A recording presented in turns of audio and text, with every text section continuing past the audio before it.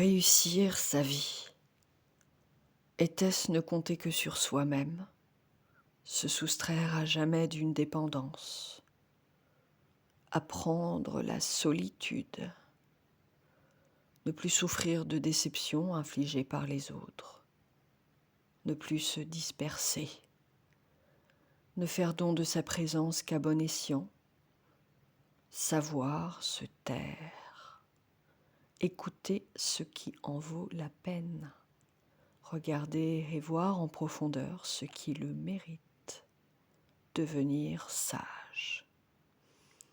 Ou alors, se jeter à corps perdu dans la totale abnégation de soi au profit de causes humanitaires, se dévouer à la misère, la détresse, la souffrance, la maladie, la mort.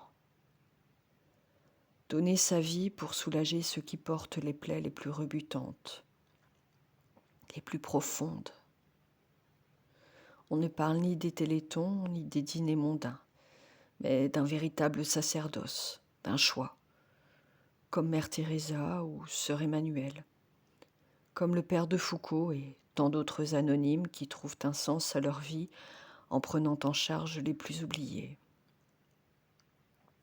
Réussir sa vie, peut-être aussi réussir dans la vie, choisir un métier artistique auquel on donnera le meilleur de soi-même, apportant aux autres le rêve, le mystère, l'inaccessible en interprétant, en jouant, en chantant, en sculptant, en peignant, en dessinant, en dansant, en écrivant, donnant vie à l'imaginaire, portant l'irréel, tributaire des modes, jouant avec le feu son avenir aléatoire.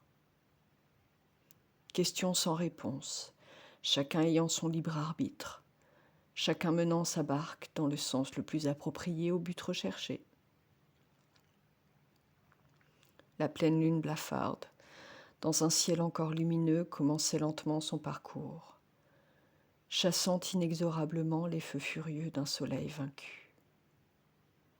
L'un et l'autre se mesuraient par horizons interposés.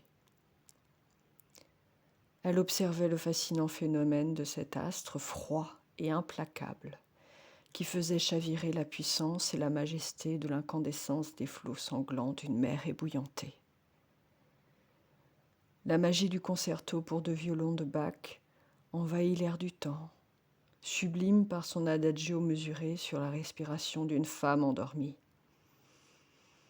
Fermant les yeux, elle rythma son souffle sur ce chef-d'œuvre, se laissant bercer, envoûtée par cette magnificence grandiose et si douce qui transfigurait le monde à l'image de Dieu. La Madrague, 17 janvier 2003.